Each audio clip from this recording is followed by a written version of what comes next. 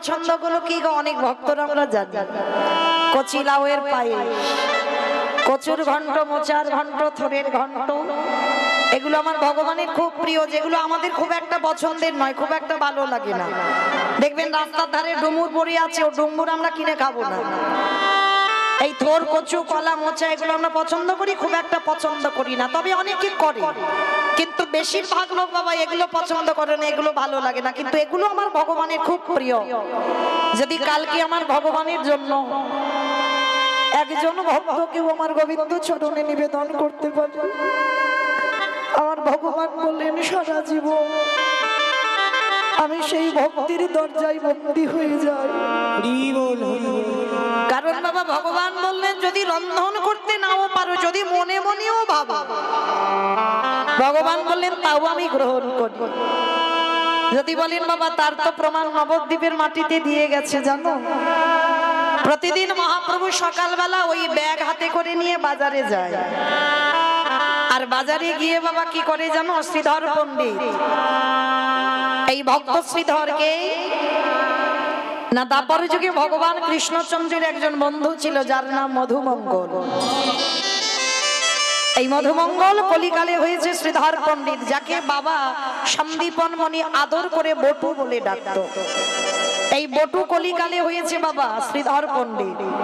আর এই শ্রীধর পণ্ডিত বাবা প্রতিদিন এত গরিব ছিল, এত কাঙাল ছিল, এত ভিখারি ছিল, এ জগতে বাবা ওই রকম গরিব কাঙাল পাওয়া বড় দায়। প্রতিদিন দিন চলতো কি করে, ওই গাছের কলা, মোচা, থোড় পেরে বিক্রি করতে যেত, আর ওইগুলো বিক্রি করে যা রোজগার হতো ওই শ্রীধরের সংসার চলত। তো প্রতিদিন নিমাই পণ্ডিত ব্যাগটা ধরে নিয়ে যেত বাজার করতে, তবে সবাই বসে থাকতো, নিমাই কারোর কাছে যেত না, সরাসরি একেবারে শ্রীধরের কাছে। আর শ্রীধরের কাছে গিয়ে শ্রীধরকে বলতো শ্রীধর দে, ব্যাগটা পেতে দিত, বাজার দিয়ে দিত। কিন্তু বাবা শ্রীধর প্রতিদিন বাজার দেয়, নিমাই প্রতিদিন ব্যাগে করে বাজারটা নিয়ে চলে আসে, কোনোদিন পয়সা দেয় না, কোনদিনই পয়সা দেয় না। তো পয়সা না দিলে শ্রীধরের চলবে কি করি? তো শ্রীধর একদিন বলছে নিমাই, অনিমাই একটা কথা বলবো, তুই তো রোজ রোজ আমার কাছ থেকে বাজার করে নিয়ে যাস, কই কোনদিন তো তুই আমাকে পয়সা দিস না। হায় রে, যে বিশ্বের স্রষ্টা মালিক ভগবান আজকে তার কাছে পয়সা চাইছে। কারণ ভগবান তো বাবা ভগবানের মতো আচরণ করেনি, নিজে আচরি ধর্মজীবেরই শিখায়, নিজে না করলে ধর্মজীবকে শেখানো না যায়। এই কথাটা বাবা খুব গুরুত্বপূর্ণ কথা। এই সনাতন ধর্মের মানুষ হয়ে বাবা এই কথাটার উপরে বাবা আমাদের গুরুত্বটা দিতে হবে। নিজে আচরি ধর্মজীবীরই শিখায়, নিজে না করলে ধর্মজীবকে শেখানো না যায়। ভালো করে বলেন তো, আমার আচরণ যদি ঠিক না হয়, আমার বলা যদি ঠিক না হয়, আমার চলা যদি ঠিক না হয়, আমি যদি নিজে সাধুগুরু বৈষ্ণবকে সম্মান না করি, আমি যদি আমার পিতামাতাকে শ্রদ্ধা না করি, তাহলে আমার মুখ থেকে কথা শুনে কারোর কি চৈতন্য হবে? হবে না। আগে নিজের আচরণ ঠিক করতে হবে।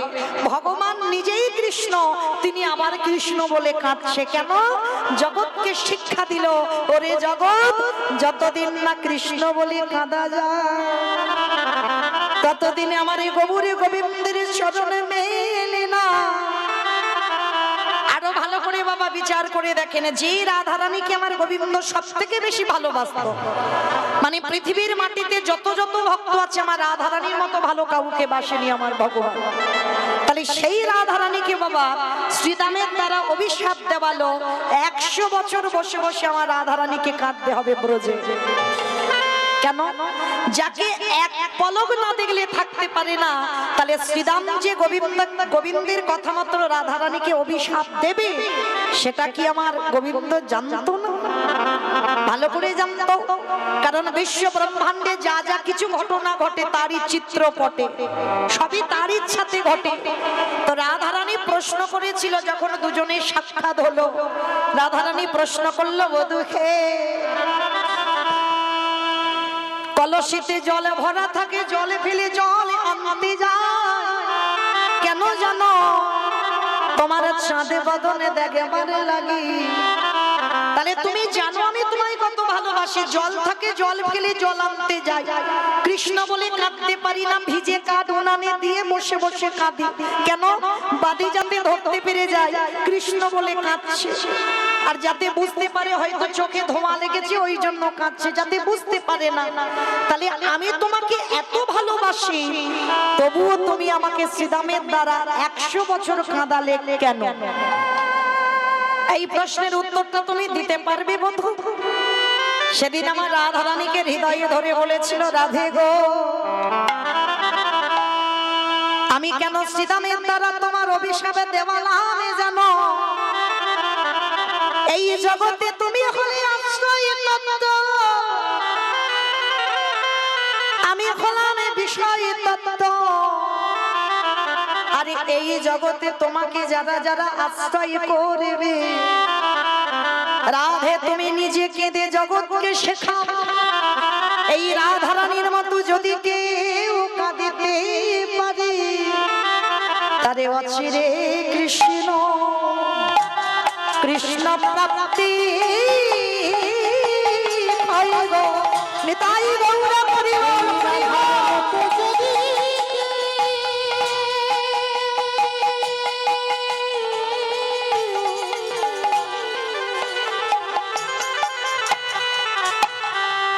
রাধারে মতো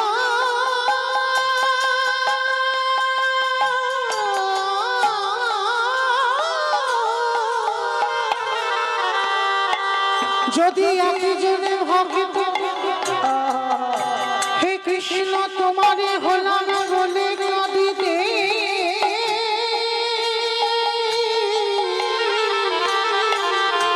কাঁদিতে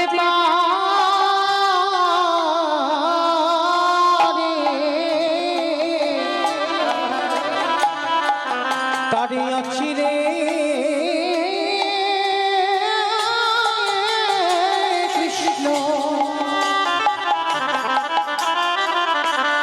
অচিরে কৃষ্ণ কৃপা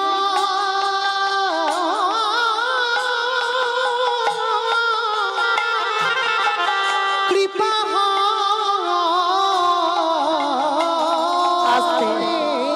তাহলে কতটুকু কৃষ্ণ বলে কেঁদেছো কৃষ্ণ পাবে, কতটুকু তুলসী তলায় জল দিয়েছো কৃষ্ণ পাবে। কৃষ্ণ পেতে গেলে বাবা আগে কাঁদতে শিখতে হবে।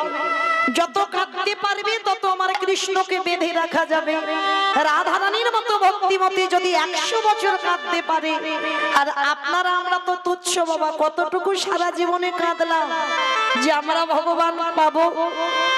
তো সেই শ্রীধর পণ্ডিত আমার নিমাইয়ের কাছে টাকা চাইছে। নিমাই প্রতিদিন থোর কচু কলা মোচা নিয়ে যাস, আমায় টাকা দিবি না? তো নিমাই হেসে বলেছিল, শ্রীধর আমি কথা দিলাম সময় যখন হবে আমি ঠিক সময় মতো তোমার টাকাটা দিয়ে যাব। তো প্রতিদিন ওই নিয়ে যাই সবজিগুলো, নিমাই চলে যায়, আর শ্রীধর বলে না। কিন্তু যেদিনে 24 বছরে নিমাই সন্ন্যাসী হলো, কি গো প্রতিদিন নিমাই কিন্তু বলে কত বেচা কেনা হতো। আর যেদিনে নিমাই চলে গেল নদিয়া ছেড়ে, শ্রীধর বসে থাকে থোর কচু কলা মোচা নিয়ে, কেউ আর কিনে না। নয়ন জলে কাঁদে আর বলে, গৌর হরি আমি তোমাকে টাকা চাইলাম বলে তুমি চলে গেলে।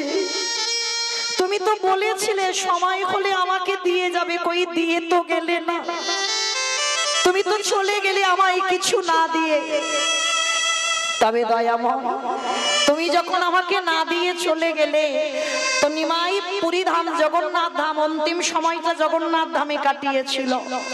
আর এই শেষ সময়টা যখন পুরী ধামে আমার জগন্নাথের শ্রীচরণে কাটালো, আর ওই জগন্নাথ ধামে থাকাকালীন মহাপ্রভু জগন্নাথ ধাম থেকে বৃন্দাবন যাবেন।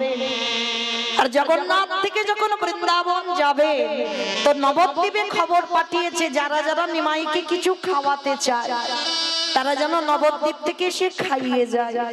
তো যেই না সংবাদটা নবদ্বীপে গেল না, সবার ঘরে যা যা ছিল বাবা রান্না করে অন্ন ব্যঞ্জন করে আমার নিমাইয়ের জন্য যাচ্ছে সবাই জগন্নাথ ধাম পুরী ধাম। কিন্তু বাবা সবার শেষে খবর পেয়েছিল শ্রীধর। আর যখন শ্রীধর খবর পেয়েছে যে মা নিমাই চলে যাচ্ছে বৃন্দাবন জগন্নাথ ধাম ছেড়ে, পাগল হয়ে গেল শ্রীধর। সবাই চলে যাচ্ছে, সবাই তো কত ভালো ভালো খাবার নিয়ে যাচ্ছে, কিন্তু আমার প্রভুর জন্য আমি কি নিয়ে যাব? আমার ঘরে তো কিছু নাই। দয়া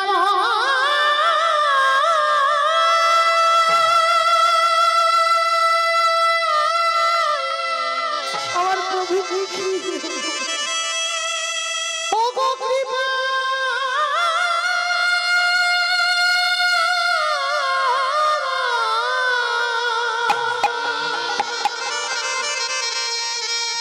প্রভু আমার বলিতে কিছু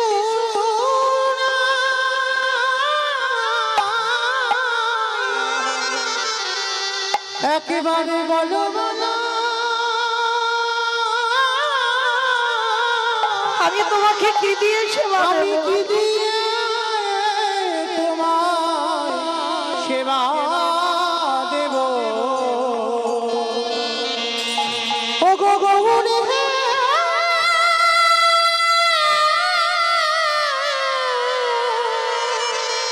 ও গো দয়া শ্রীধর যখনই শুনল বাবা প্রভু চলে যাচ্ছে, তাড়াতাড়ি করে ঘরে কিছু ছিল না, ঘরে শুধু বাবা কলা গাছে একটা মোচা হয়েছিল। তাড়াতাড়ি করে ওই মোচাটাকে পেড়েছে, কিন্তু রান্না করবে সে টাইমটা নেই। কি করে রান্না করবে? সময় চলে যাবে, তো সবাই নবদ্বীপ থেকে যাচ্ছে। তো তাড়াতাড়ি ওই কাঁচা মোচাটা পেড়ে তাড়াতাড়ি পুটলিতে করে বেঁধে শ্রীধর ছুটে চললো জগন্নাথ ধাম পুরী ধাম। আর জগন্নাথ ধামে গিয়ে আমার নিমাই বসে আছে বাবা, ভক্তরা সবাই বসে আছে। চলে যাবে তো যে যা খাবার এনেছে আমার নিমাইয়ের চরণে নিবেদন করছি। আর শ্রীধর সবার পিছনে দাঁড়িয়ে আছে।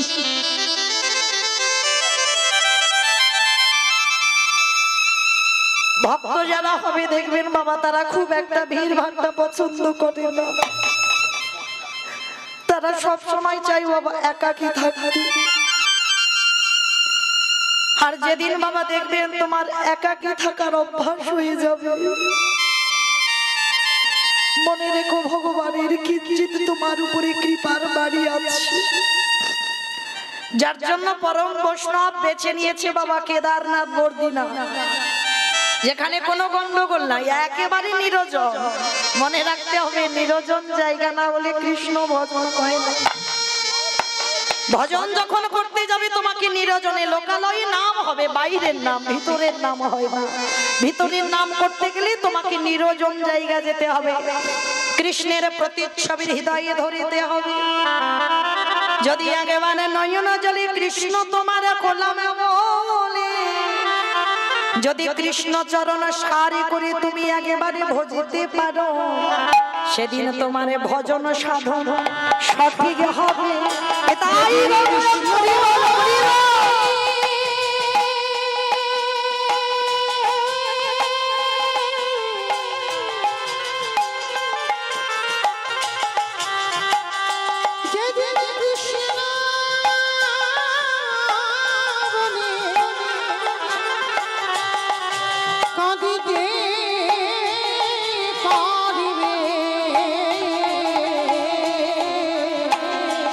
ভজন সাধন সঠিক হবে।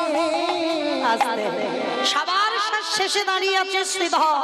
সবাই তো বাবা তাড়াহুড়ো করে আমার প্রভুকে নিবেদন করবে, সবাই যেন ঠেলাঠেলি করছে, কিন্তু শ্রীধর একাধারে মোচাটা পুটলিতে করে নিয়ে বসে নয়ন জলে বুবু ভাষায় কাঁদছে।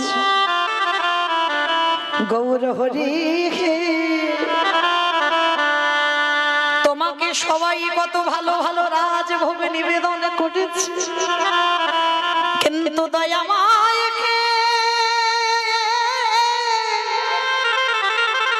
তোমার দেবার মতো আমার কাছে কিছু না। বসে বসে কাঁদছে। একটা কথা মনে রেখো, ভগবান আগে মুখের কথা শুনি না, ভগবানের নাম অন্তরে, আমি অন্তরের কথা শুনি। এই যে বড় বড় করে ঢাক পিটিয়ে বলতে হয় না, প্রভু ছেলের যেন উচ্চ মাধ্যমিকে রেজাল্ট ভালো হয়, এগুলো বলতে লাগে না। কারণ ভগবান বললে তোরা মুখে বলবি কি, আমি তো ভক্তের অন্তরের ভিতরের কথা আগে জানি। তাহলে বাবা মুখে বলতে লাগে? বলতে লাগে না। তাহলে ভগবান অন্তর্যামী, ভগবান অন্তরের কথা বোঝে। শ্রীধর কাঁদছে। আমার প্রভু কি করেছে? দাদা নিতাই চাঁদকে ডেকেছে, দাদা যাও। শেষে আমার একজন ভক্ত দাঁড়িয়ে দাঁড়িয়ে কাঁদছে। বাবা ইন্দ্রের ছিল সহস্র চোখ। গৌতম মুনির স্ত্রী অহল্যা সতীত্ব নাশ করেছিল, অভিশাপ দিল গৌতম মুনি সর্বাঙ্গে হবে ভোগ চিহ্ন। সেটা পরবর্তী দিনে হলো সহস্র চোখ, মানে ইন্দ্রের শরীরে সহস্র চোখ আছে, কিন্তু তার থেকে আমার ভগবানের শরীরে তো আরো চোখ বেশি, তাই না? সবার পিছনে এক ভক্ত আড়ালে বসে কাঁদছে। ভগবান অন্তর্যামী বুঝতে পেরেছে, নিতাই চাঁদকে ডাকছে, দাদা যাও, আমার ভক্ত একজন পিছনে বসে কাঁদছে, ওকে একবার আমার কাছে এনে দাও তো দেখি। তো নিতাই চাঁদ বলছে, ভাই এত ভক্ত তো সামনে আছে, কারোর দেখতে পাচ্ছি না, একেবারে আড়ালে যে আছে তার দেখতে হচ্ছে। তাহলে দাদা যেটা বলছি তুমি সেটা করো। এইবার শ্রীধরের কাছে গেছে নিতাই চাঁদ। শ্রীধর, অশ্রীধর, যেই না শ্রীধর বলে ডেকেছে বাবা, ওই পুটলিটা লুকাচ্ছে। কেন গো? মানে সবাই যা যা খাবার দিয়েছে তার সামনে তো এটা একেবারে তুচ্ছ, দেবে কি করে? পুটলিটা লুকাচ্ছে। নিতাই চাঁদ বলছে, কি লুকাচ্ছ শ্রীধর? ওই দেখি তো একবার। না প্রভু, এতে কিছু নেই, আমি নবদ্বীপ থেকে হেঁটে এসে তো একটু পুটলিটা কাছে করে এনেছি, এতে কিছু নেই। আচ্ছা ঠিক আছে, আমাকে দেখাতে হবে না, নিমাই ডাকছে তোমায়, চলো। আমায় ডাকছে? আমায় ডেকেছি আমায় প্রভু? হ্যাঁ ডেকেছি, চলো। এইবার সবাইকে সরিয়ে দিল। পিছন থেকে শ্রীধর এসে একেবারে ষষ্ঠাঙ্গে দণ্ডবত প্রণাম। আর যেই না ধুলাই শুয়ে পড়েছে শ্রীধর, করুণার হাতটা শ্রীধরের মাথায় দিয়েছে। কি গো, পরশমণি পরশে যদি লোহা সোনা কয়, আর এই জগতে আমার গোবিন্দ যদি কাউকে পরশে করে, তার হৃদয়টা সোনায় পরিণত হইব। নিতাই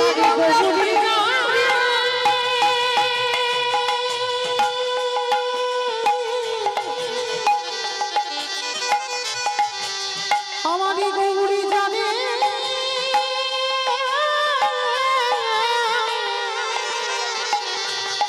আমারই গৌরী জানে, জানি পরশ করে,